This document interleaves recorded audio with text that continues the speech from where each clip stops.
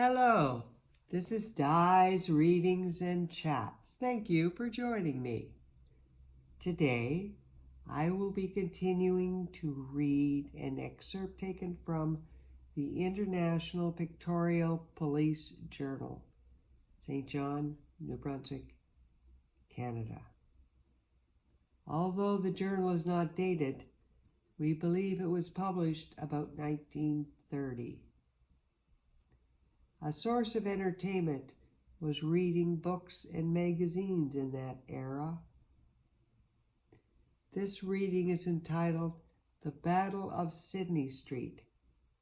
It's a thrilling account of how the police and soldiers shoot it out with murderous thieves in London, England. A true story. It has been written by James R. Wilkinson. During the past 15 years, I've been asked many times by the older policemen of the United States and Canada particulars relating to the Battle of Sydney Street, which will go down in history as one of the most exciting events in the British Isles pertaining to police work. This story begins on the night of December the 16th, 1910, in a very short street named Houndsditch in the city of London, England, in the basement of a jewelry store owned by a wealthy old Jew who resided on the premises.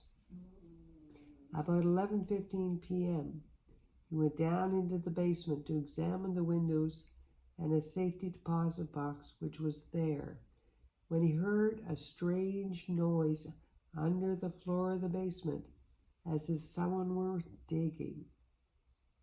He lay down with his ear to the floor, and he could distinctly hear the sound of pick and shovel working some 2 to 3 feet below. He silently went and called the first policeman he saw, Police Constable Whittams, to go and investigate. He too was satisfied someone was tunneling underneath, and he hurried out for assistance. He met Sergeant Bryant, Bentley and Tucker, and P.C. Coate, who were going home to their loved ones, having just reported off duty. Having told them of his suspicions, without further delay, they all entered the basement and all heard distinctly these strange noises. So they started to make inquiries. Next to the store on one side was a lock-up shop, and then a milliner's store operated by some Russian people, 2 women being employed as milliners. The jeweler told the policeman that they resided above the store, and the entrance was at the side of the building and led upstairs. Sergeant Bentley took charge, as he was a senior officer. He knocked at the door, and a man came to the head of the stairs and asked the policeman his business. The sergeant required him to come downstairs, as he wished to ask a few questions. The man replied in broken English, "All right, but I will get my coat." He disappeared inside. It was supposed that he rushed down the back stairs to the basement and warned his accomplices, who in turn rushed upstairs for the basement of their store. Sergeant Bentley knocked once again on the door, which was now open, and called, "If you don't come, we'll fetch you down." At this request, 5 men came rushing down the steps with pistol in hand, shooting indiscriminately before them. Sergeant Bentley was the first one shot down, followed by Sergeant Tucker, who was killed outright. Sergeant Bryant was wounded in the head, and P.C. Whittam in the thigh. All this happened within 5 seconds.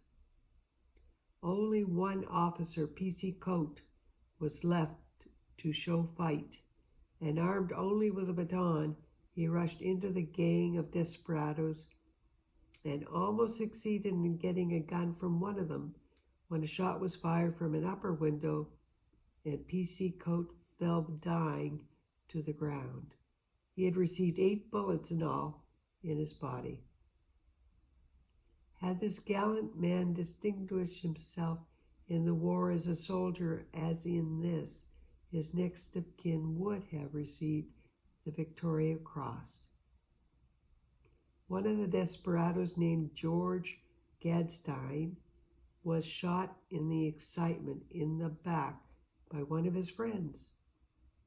2 of his loyal companions, Fritz Sars and Joseph Vogel, picked him up from amongst the dead and dying policemen and carried him away to Fritz's lodging place in Grove Street, Whitechapel Road. Those attempting to follow were menaced by the revolvers. The police in the vicinity raced around at the sound of the shooting, but by the time they had located the scene of the disturbance, the murderers had fled. After attending to the needs of their brother officers, they took up the chase.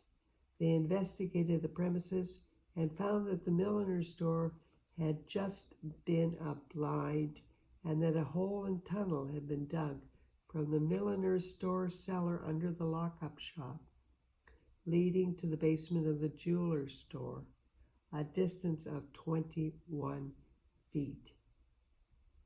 All doctors and hospitals in London were notified by telephone to inform the nearest policeman or police station should anyone be brought to their attention suffering from bullet wounds. About 4 hours later, a man was taken to a nearby hospital door and left, after his pals had first warned the hospital authorities that someone was at the door that needed their immediate attention. Who it was that brought him was not learned, but it is assumed that it was one of the gangsters. The patient was found to be suffering from a bullet wound in the back. He was conscious and would talk, but refused to tell his name or where he had gotten shot. He died a few hours later and maintained silence right to the end, refusing to name his comrades or their hiding place.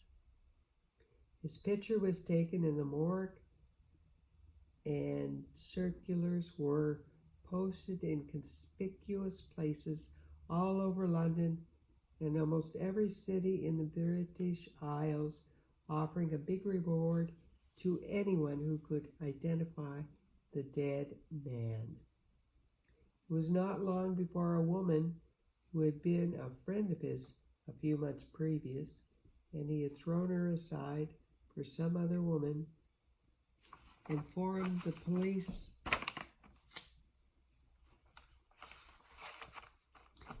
who he was and his hangout, and quietly Divisional Inspector Wensley of the CID of Scotland Yard and Detective Inspector Willis of the City of London Police, who had been working in all kinds of disguises in the slums of London, finally, on January the 2nd, 1911, located the room in which they were going to sleep at number 100 Sydney Street, and where they had taken their belongings until they had a chance to get out of the country. The detectives obtained reliable information to the effect that their room was a perfect arsenal and that any policeman approaching it would be shot down. And also, if necessary, they would blow the house up and so set it all on fire, destroying themselves rather than be taken alive. This did not in any way deter the police, and they were ever ready, one and all, to make the supreme sacrifice to apprehend these men who had so unmercifully shot down their brother officers. At 1 o'clock on the morning of January the 3rd, 50 city policemen in plain clothes and 40 metropolitan policemen had gathered outside the house.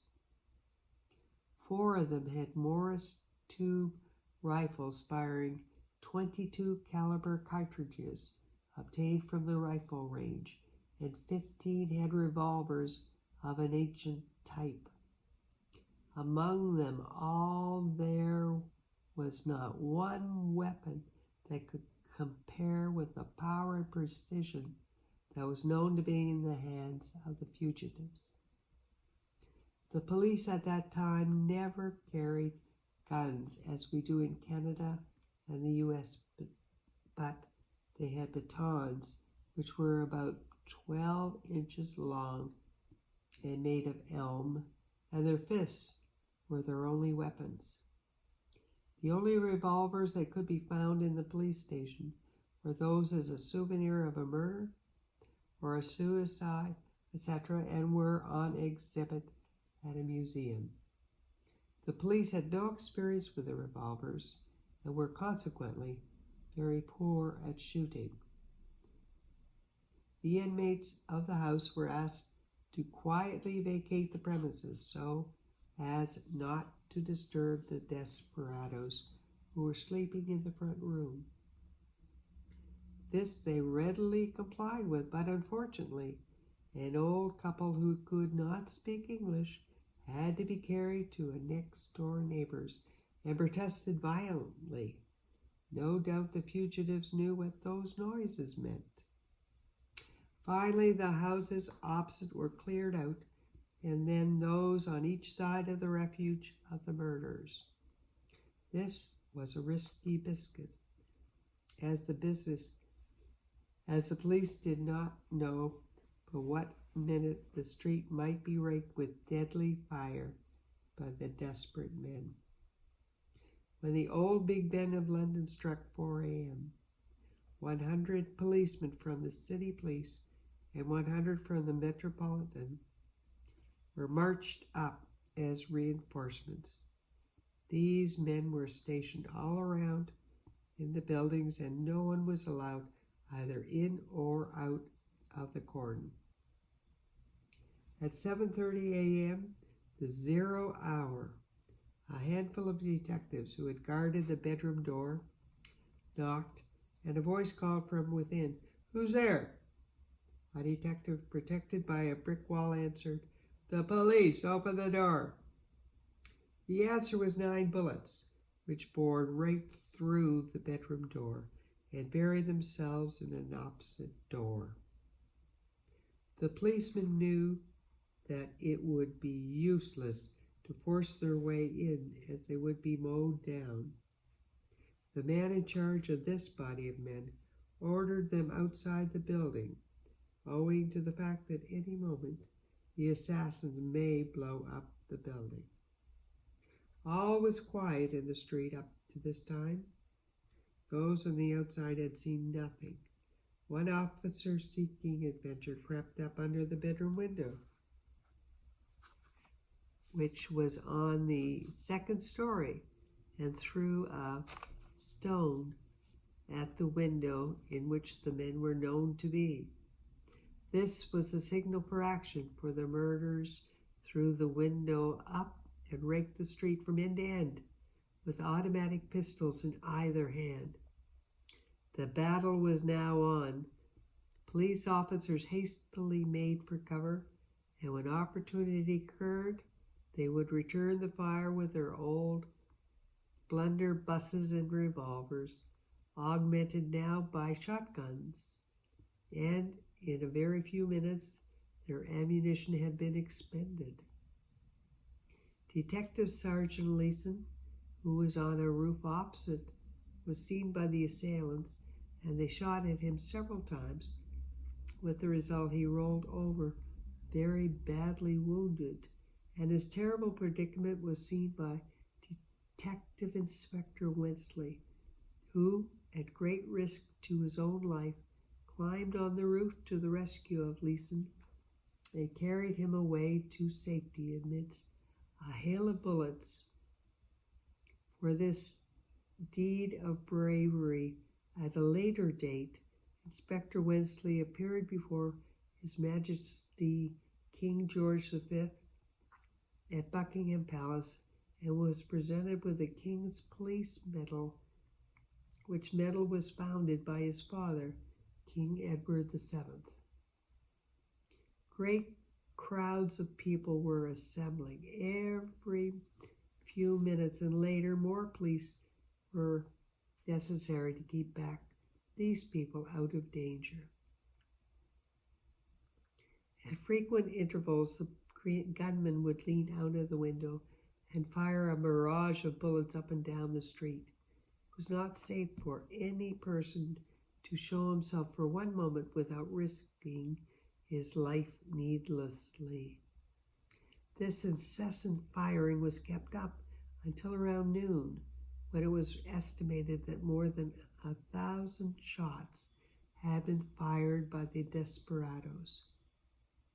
Mr. Winston Churchill, who was at that time Home Secretary for Great Britain, which position required, among many offices he had, the entire control over all the police in the British Isles, became an interested spectator, his escort being a police sergeant with a shotgun.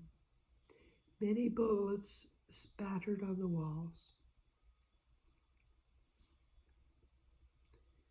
Quite close to where he was making observations, but it did not deter Mr. Winston Churchill. It was not the first time he had been under fire. He was an old newspaper reporter for the London Times, and as such had served in the Boer War in Africa in 1899 to 1900, the Boxer riots in China, and the Spanish-American War in Cuba and the Philippines, so Mr. Churchill was an old veteran. Mr. Winston Churchill saw at a glance that the police were no match for the gunmen. He saw their old-fashioned weapons and saw that many other officers were shooting with their eyes closed. He smiled and rushed to the nearest available telephone and called the office commanding the Tower of London and asked him to send a detachment of soldiers to the scene of operation. The officer in charge sent 19 men and a color sergeant with 100 rounds of ammunition each. These men were all sharpshooters of the Scots Guards Battalion. The police, assisted by civilians, built up a barricade at each end of the street, and behind these the soldiers lay full aim, taking careful aim upon the window, out of which the gunmen took turns in peeping out and returning the fire from the soldiers and police. Armed men were everywhere, some with sporting guns, some carrying elephant guns that they had used in big game shooting in Africa and India. All the sporting gentlemen from the clubs in the West End had turned out to assist in repelling the murders. The murders were spoken of as Ankars and Ankagurs, which in England was then a terrible name. There seemed to be no escape for those desperadoes, and that they did not appear to want to surrender. It was a fight to death with them. No surrender and no glory for them to die. Practically all the glass and woodwork had been torn from the windows and doors of the house by the bullets fired by the soldiers and police. Around 2 p.m., the firing from the windows appeared to the onlookers to be slackening.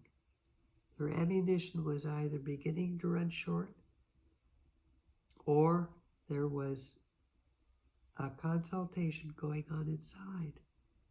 About 10 minutes later, one was seen to come to a window with a bandage around his head.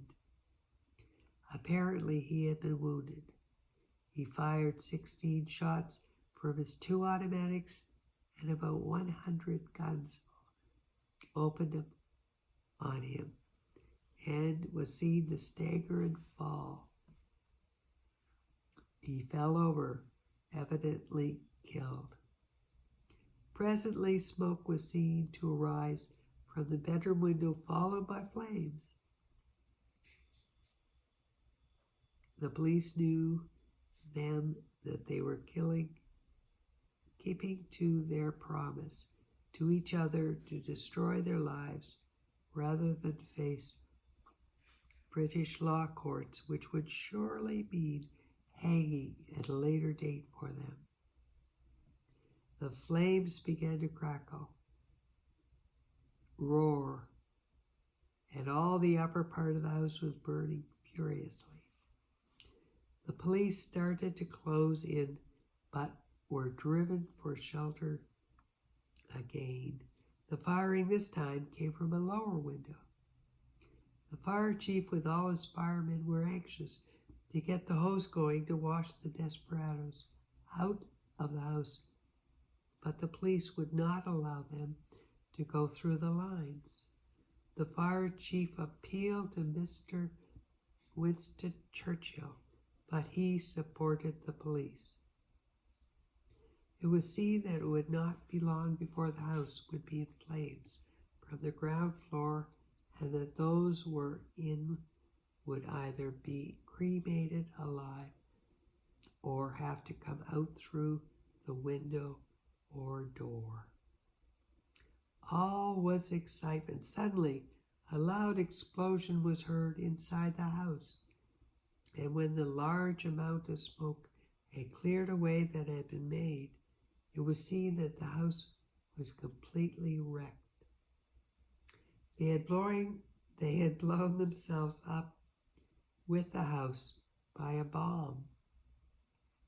The firemen were then allowed to extinguish the fire, and at 3:30 p.m. the charred bodies of 3 safecrackers were found amongst the debris, along with remains of 6 Browning automatic revolvers, 2 Mausers revolvers, and 6 empty bomb cases. Whether the 6 bombs went off at once has never been determined. Among those that I distinctly remember who were wounded was Detective Sergeant Leeson, several firemen, and the Scots Guards. Sergeant Super Patrick Quinn was later given the title of Sir Patrick.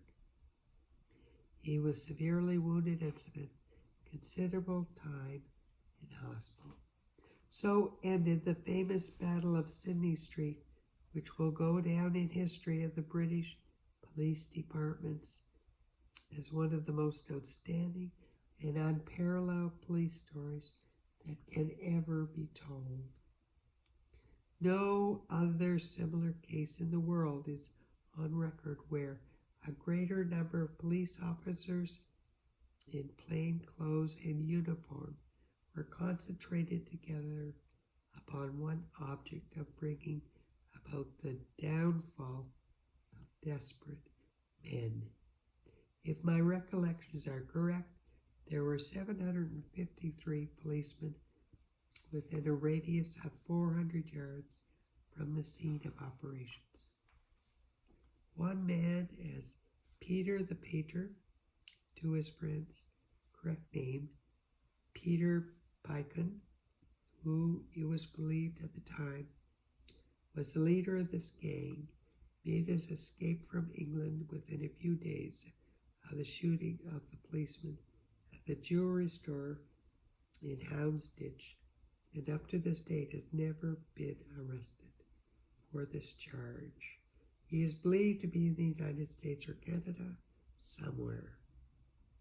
Peter the painter was known to have his right knee stiff and walked with a stiff leg. He was a Russian Jew and was noted for his paintings of landscape and marine views. He was described in 1911, age about 29, 5 feet 9 inches. 10 years ago, I accosted a similar described man in Detroit, Michigan, but he satisfied my curiosity that he was not Peter. I must admit that I was somewhat disappointed, as I would like to have had the satisfaction of being instrumental in still bringing about the arrest of the last of the gang. I trust that my police friends and others will, after reading the story, be able to understand why the London bobbies needed the help of the soldiers to assist them to use firearms against firearms. In hand-to-hand fighting, there are no better men on earth than the bobbies, but they have no use for guns or clubs. They look upon those with scorn, believe that it is only cowardly for men to use them unless one is in danger of being killed. London City Police have since still $2,500 reward out on Peter the Painter. If you readers ever meet a man described as above, investigate his past history very carefully.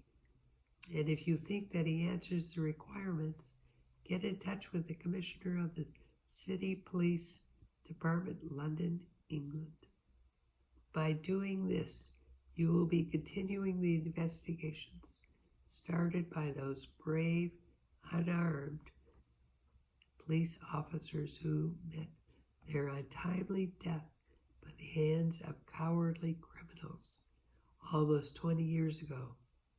Remember, these officers were our comrades in arms who would do as much for us now if they could call upon them from the great beyond.